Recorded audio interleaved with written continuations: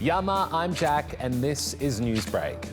Mobile phones are set to be banned in New South Wales public high schools. It's all in an effort to reduce distractions in classrooms. Here's Josh to explain.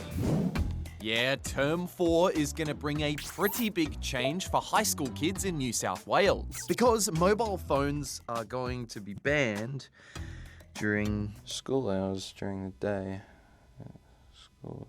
What are you doing? What? Finish the story! Oh, no, sorry. Okay, all right. So you see, this is exactly the problem. The New South Wales government thinks students get too distracted with phones in the classroom. I know a lot of adults that find it difficult to concentrate when a mobile phone is in front of them, so I don't know why we expect children to be able to have that kind of discipline. Phones are already banned in public primary schools in the state. So now New South Wales will join South Australia, Western Australia, Victoria and the Northern Territory by banning them in public high schools too. So how will it be policed?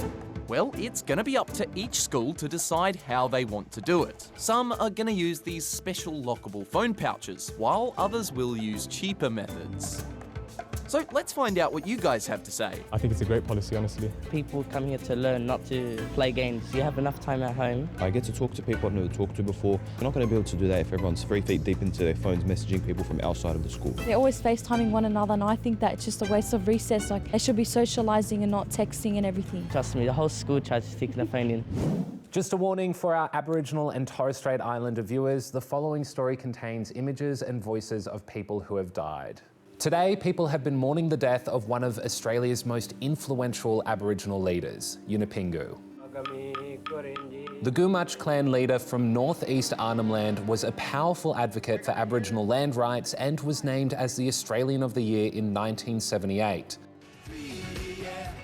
He also headed the Yothu Yindi Foundation, which runs the Garma Festival every year. He was 74 years old when he died. Now to sport with all the action from a pretty chaotic Aussie Grand Prix. Here's Justina. Max Verstappen has won a hectic Australian Grand Prix, which was stopped not once, not twice, but 3 times after some pretty epic crashes. It was a bit of a mess, but yeah, we won, which of course is the most important. Only 12 cars actually finished the race, with Aussie driver Oscar Piastri ending up in 8th place, scoring his first F1 points. To add to the chaos, an investigation is underway after fans were spotted climbing through the security fencing and gaining access to the track before the race was over. Yeah, not a good idea.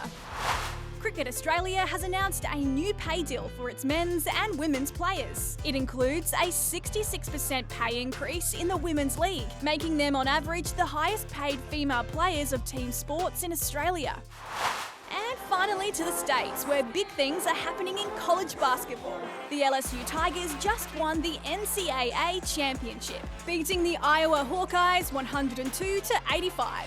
It's the most points ever scored in a championship game, with a tournament record crowd of over 350,000 people. Woo! Impressive. These next stories are all about proving anything is possible. Huh. Is that a flying pig? In Paris, congratulations are in order because the Eiffel Tower has welcomed its first baby. Wait, what? How is that even possible? Oh, well, on April Fool's Day, this baby Eiffel Tower popped up next to the original. It's been named Eiffel by its creator and stands at 32 metres tall, about 10 times smaller than its mum. But it gets weirder. Every 10 minutes, the sound of a baby crying comes from the little tower. Now to Athens, where anything is pausable at this museum. For the very first time, some distinguished doggos were allowed in to browse and appreciate artwork with their owners. It's part of a new pet-friendly policy at the museum, so people don't need to leave their furry friends alone during the day. And Aussie WWE star Rhea Ripley has made the impossible possible by winning an historic title at WrestleMania 39. The 26-year-old from Adelaide won the SmackDown Women's Championship last night in LA for the very first time. I'm here to make history. Growing up in Adelaide, South Australia, I always got told that my dream of coming to the WWE would probably not happen. So just making it here is such an accomplishment. And could it be possible that we're at the end of the show? Huh, stranger things have happened. See you tomorrow.